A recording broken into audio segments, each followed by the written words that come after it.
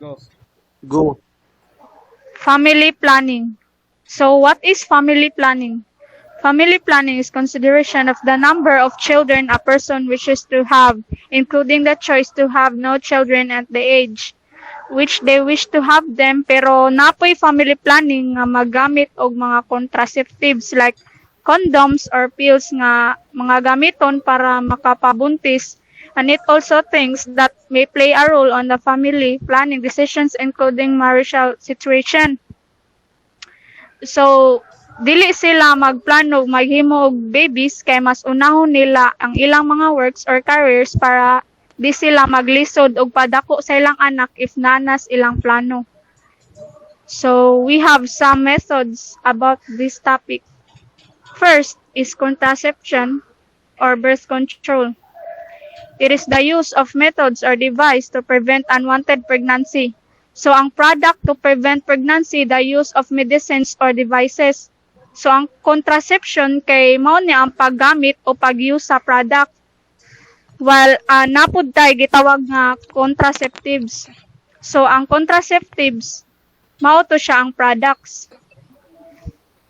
So, next, intrauterine device or IUD resembles a coil made of plastics or metal and it's inserted properly into the uterus through the cervical canal by a doctor.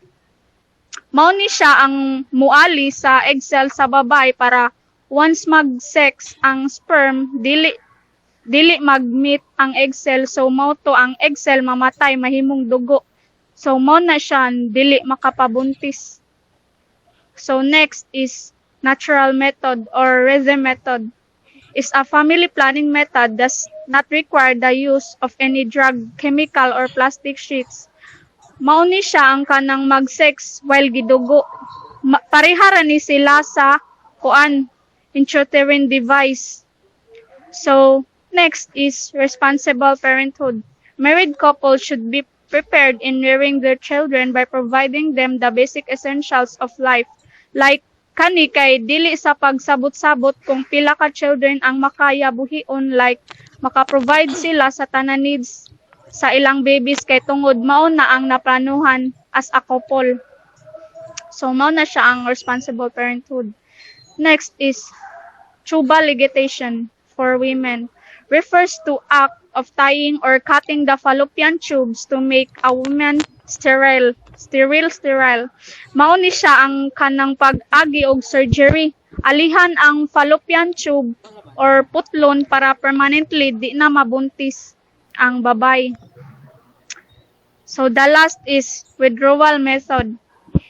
Is known as interrupts because the act of sexual intercourse is interrupted by the withdrawal or the male organ prior to its ejaculation. Kani siya ang pag-sex without condom pero adto ipagawas ang sperm gawas sa vagina, like kanang before magawsan ang laki og white mo pull out na din tiwason og ejaculate sa gawas away sa vagina para iwas buntis gihapon, pero basin naa gihapon nay percentage nga mabuntis ang babay. So wata ka sure if tinuod ba jud. So that's all. Next reporter. Pila tinuod. Definition of family planning and responsible parenthood. The very important component of population education is family planning, which is generally understood as the regulation of fertility. So, as the have limited number of children, to attain this one, must understand the advantage and disadvantage of each method of family planning and those which suits them the best.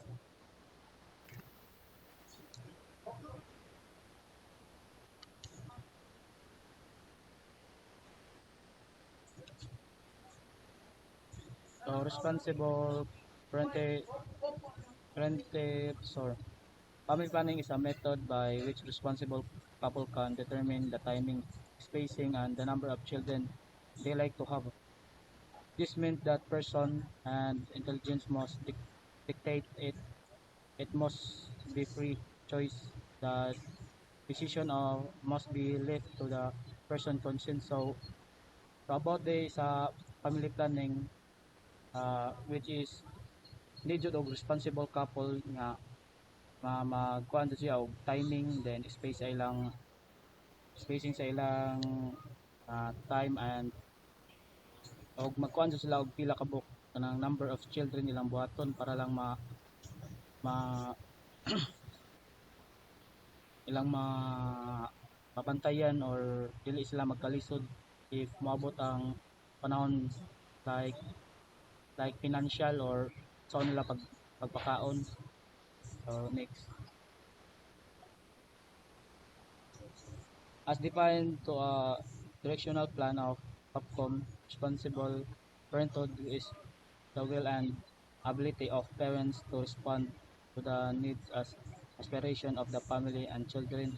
It is a shared responsibility of husband and wife to determine and achieve the desired number, spacing, and timing of their children according to their own family life aspiration, taking into account psychological preparedness, health status, sociocultural, and economic concern. So, mao ta akong gingon nga need jud ni siya og need jud ni siya og time, need og spacing, and need jud ninyo magplano og unsa kadagan inyong anakon. For example, duha, tulo, kay kung sobras kadagan ang inyong anak, for example, inyong anak is 7 or 10, like sa akong family, nagliso jud sila sa una sa pagpakaon or sa kuan sa mga essential needs. So next,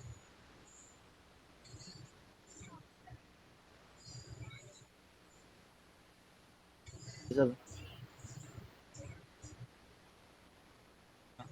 factors to consider in responsible parenthood. So the ultimate goal of marriage is raise a family. For example, as mabot na jud ang panahon nga magkasal or magplano ta nga maghimo og pamilya, mo din sa tan mag-marriage jud before ta paano pamilya, kay kung unsa tong binuhatan mamay sundon sa atong anak. Then the implication list of on how parents assume their responsibility and caring and supporting their children attain the best possible future. So tama na ko samtang wala pa ko'y anak, nagplano na sad ko unsa akong buhaton kini karon lang ma-secure na ko ang unsa akong ihatag nga future sa akong anak, kanang pinaka the best niya. So preparing for parenthood requires a lot of considerations, such as parent role to provide physical, material, and continuous guidance to the children in order to them to become responsible member of the family. So mao ni siya ang parent role. Kailangan din nato sila kanang i-guide samtang bata pa sila aron ma-responsible pud sila ini kadako nila. Then emotional adjustment, to be emotionally prepared and adjust to cope up with the society challenge of life. So kanang emotional adjustment tama na to. Kung unsa ta kini karon, dapat kung magkaanak ta kailangan mag-adjust sa atong emotional, kay mamay lang masunod. For example, ganahan ka nga mangulata sa imong anak, mao din ay masunod nila, mangulata pud sila. Then ganahan ka nga kanang imong istoryahan nga ang bati kayo, ingana pud nilang masunod. So family relationship, to perform each role to create a harmonious relationship. Knowledge in child rearing educated parents are better prepared to face the challenges of parenthood. So mao ni kailangan din nato og knowledge nga unsa man pag care sa tong child samtang bata pa siya hangtod sa magka magka-utok na siya ba, kay bawo na siya mo guide siyang kaugalingon. So next reporter.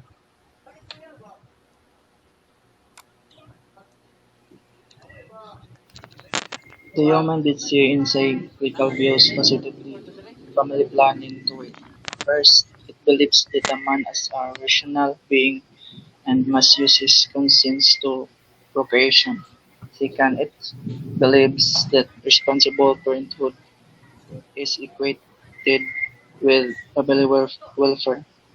Third, it believes in the sacredness of human life, of the responsibility of couple to use sex and ultimate expression of love in marriage, and adheres to the use of the therapeutic methods of device necessary to cure illness even if it prevents procreation.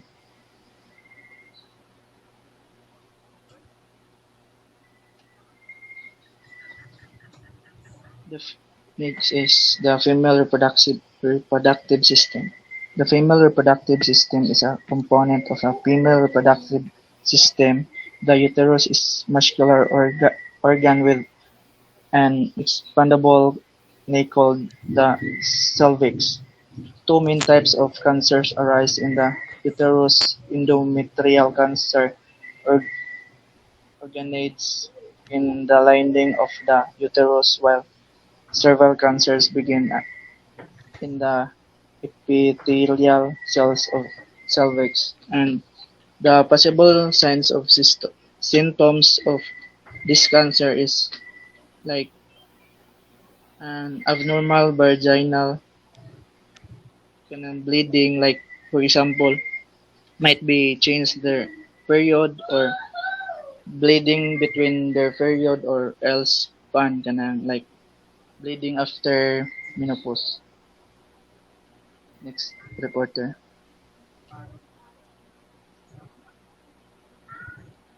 So good evening. I am Rolly J. Umpad and I am the next of reporting of this topic.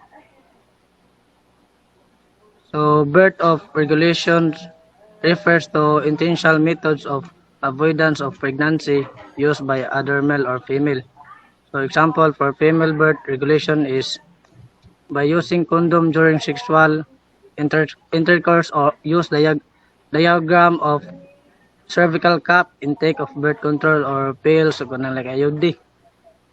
For male condoms and spermicides are the two most common birth control of the one something permanent they can option for vasectomy. Number two, infertility is not being able to get pregnant. So after 1 year or longer of a protected sex, this is commonly caused by problems with ovulation that is also caused by polycystic ovary syndrome. So thyroid problem or premature ovarian failure. So number three is family life. So family life defined as the routine interaction and activities that family have together as the children grow is important for them to be aware of sex education. So sex education is the first theme of information about bodily and development sex. Number four, premarital guidance, counseling and the therapy, which helps to prepare the couples mentally for marriage and make sure that both can have a strong and healthy relationship. So this entails financial planning, marriage in the marriage decision making process, family relationship, if children will be in your future and how you wish to raise them. So number five is prenatal is the regular health care women should receive from an obstetrician or midwife during pregnancy. Is the diagnostic before birth by techniques such as ultrasound, cryonic sampling. So thank you. Good evening, Miss. Good evening, classmates. I am here to report the advantage of one. For the father, he has the ability to choose the number of his children according to his means. resulting to less financial worries, more comfort at home, and happier marital relationship. And for the mother, she can have better spacing for babies, freedom from fear or unwanted pregnancies, better than health for two pregnancies, more time to take care of the family. And for the children, they have a happier home, more love and care, better food, better health, and better education and better chance of good job in the future. And second is issues on family planning. The family planning program regarding the use of contraceptive that precipitated controversies in the religious and secular sectors. Although both sectors agreed to work for it, the question on what means to use the attain of objective of the family planning is the problem. Prolonged location. Oh, prolonged lactation. An ancient practice to prevent pregnancy. Prolonged breastfeeding which delays ovulation, which practice is safe and free but may not be affected to those whose ovulation period returns from 2 to 4 months after baby delivery. The three behavior methods. First is natural methods or rhythm method. Does not require the use of any drug, chemical, or plastic shims. It's commonly known as a rhythm method because its success depends upon the woman's monthly menstrual cycle. Number 2, evaluation method. The fertile period that could be determined through the use of the calendar, thermometer, or appearance of cervical mucus or vaginal discharge. The body temperature usually drops sharply a day or after ovulation has occurred, 2 before ovulation, and rises sharply. Number 3, the withdrawal method. This method could be unreliable due to emission and pre-ejaculation fluid over which the husband has no control. This foo may contain enough sperm that may cause pregnancy. The two mechanical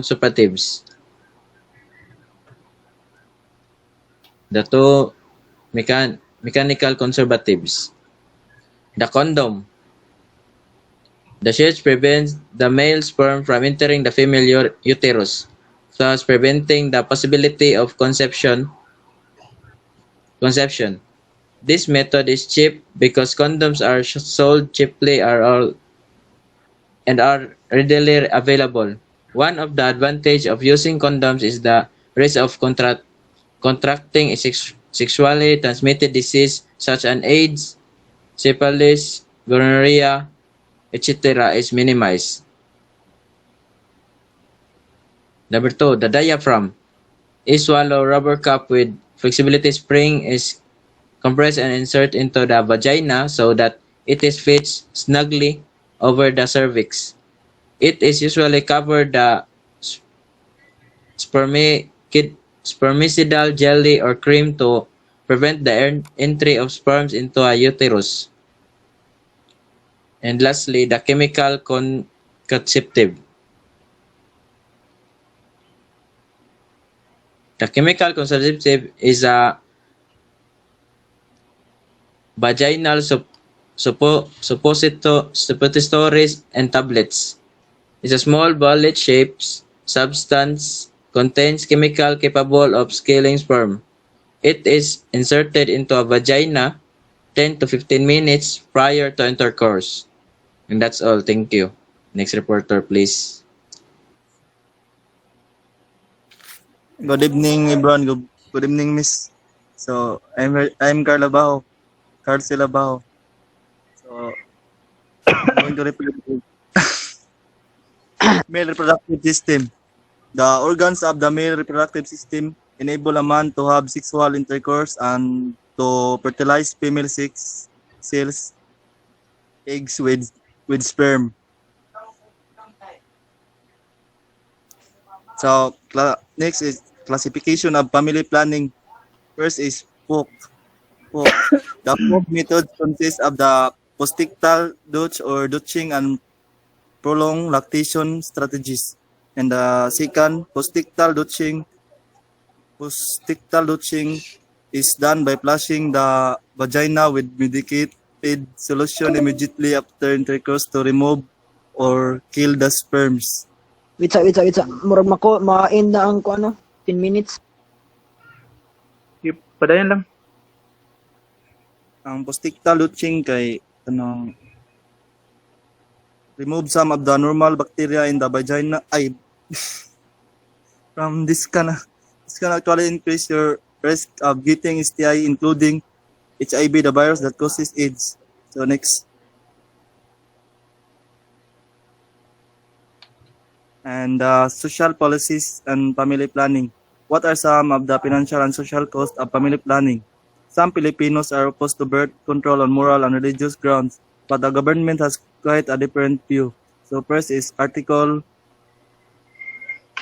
Division 10 of the 1987 Constitution of the state explicitly states that the responsibility of the state to achieve and maintain population levels most conducive to national welfare. Then the second labor code of the Philippines requires the employees who employ more than 200 workers in any locality to provide for family planning services to their employees and spouses. Labor code extend maternity leave benefits to women. And the third is presidential decree allows only for children for tax deduction purposes. And number 4 is prospective husband and wife applying for marriage license are required to attend family planning seminars and marriage counseling. So, maura to. Next. Benji. So, number 5 is RA 6365, enactment by establishing a Population Commission or POPCOM as a policy-making agency of and is responsible for the implementation of family planning programs or just to coordinate, monitor, and evaluate the programs and develop projects. So, gihimo na siya na program kay para pang long-term planning to achieve its economic goals and fulfill aspiration of its people. Number 6.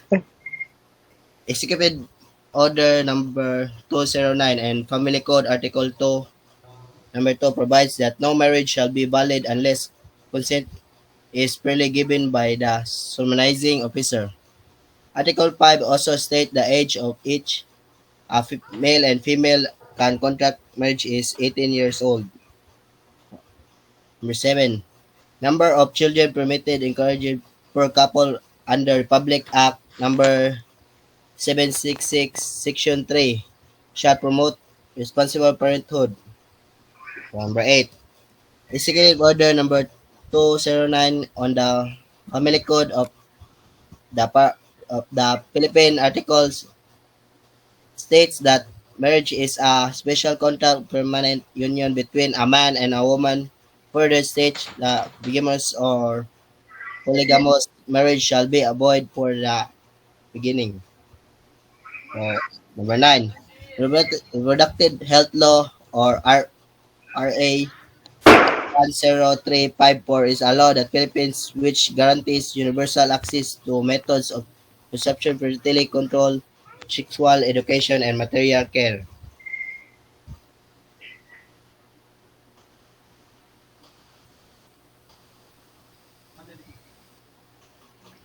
So, good morning. Good evening, ma'am. Good evening, miss. I am Mark Loven Rocky. So, the surgical methods of sterilization. Ang surgical method of sterilization adunay duha ka paagi nga mahimo ang sterilization alang sa babay. Manipulatum mini laparotomy o laparoscopy. Mini laparotomy o sa kagamay nga incision gihimo sa tiyan. Ang fallopian tubes gipatubo pinagi sa incision. Ang sa gamay nga section sa matag tubo gikuha o ang duha nga mga tubo mahimong makuha sa higpit. So the tubal ligation for women refers to the act of crying or cutting the fallopian tubes to make a woman Still, when the fallopian tube are served or tied, no cells could pass from the ovary to the uterus. So, ang tubal ligation kay usa ka surgical procedure alang sa babaye nga sterilization. Diin ang fallopian tubes permanente nga gibabagan, giputol o gitangtang. Kini magpugong sa fertilization sa mga itlog pinaagi sa sperms ug sa ingon nga implantation sa usa ka fertilized nga itlog. Ang tubal ligation gikonsider nga permanente nga pamaagi sa sterilization ug birth control. So next is vasectomy for men. This is a minor and cheap operation done within 15 to 20 minutes, wherein the male vas difference a tube-like passage that stems from each sting. That procedure produce the sperms is cut or tied. Ang vasectomy o vasoligation o sa elective surgical procedure para sa lalaki nga sterilization o permanenteng contraception atol sa paagi ang laki nga vasa diferensya giputol o gihigot o gisilyuhan aron mapugnan ang sperm sa pagsulod sa utera ug sa ingon nga mapugnan ang fertilization sa usa ka babay pinaagi sa pakighilawas. So the next is Julie's creams and vaginal forms are often packaged in bottles and sold with plastic applicators. They are inserted into the vagina just before sexual intercourse.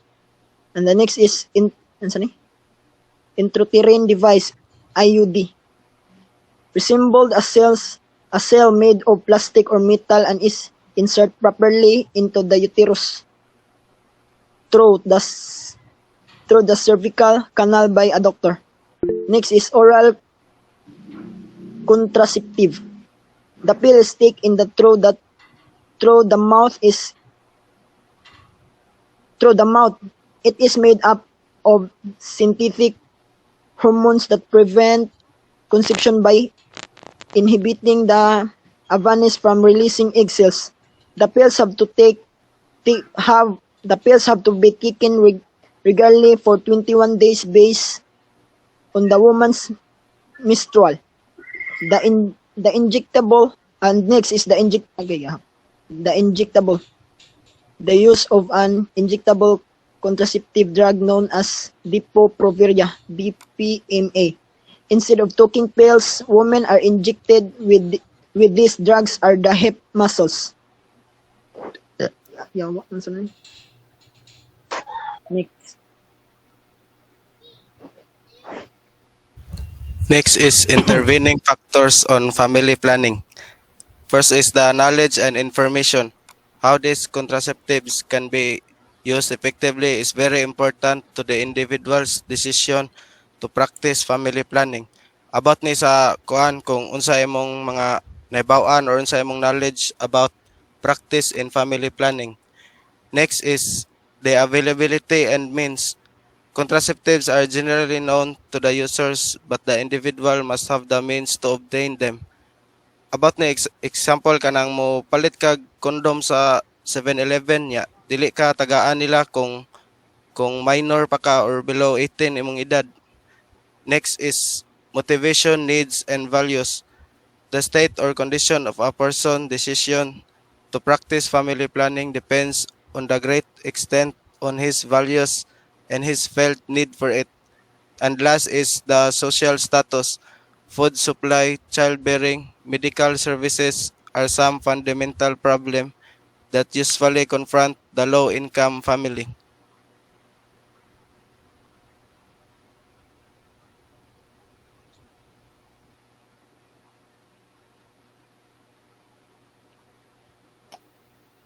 Ako na ni boss. Oh, The summary of the topics. Felipe Hucano opines the children are eloquent evidence of masculine attributes and fulfillment of womanhood. It may be assured that one explanation of population explosion is the Filipino belief system, customs, and traditions. So, the evening concepts, the background of RA 10354, the Responsible Parenthood and Reproductive Health Act of 2012,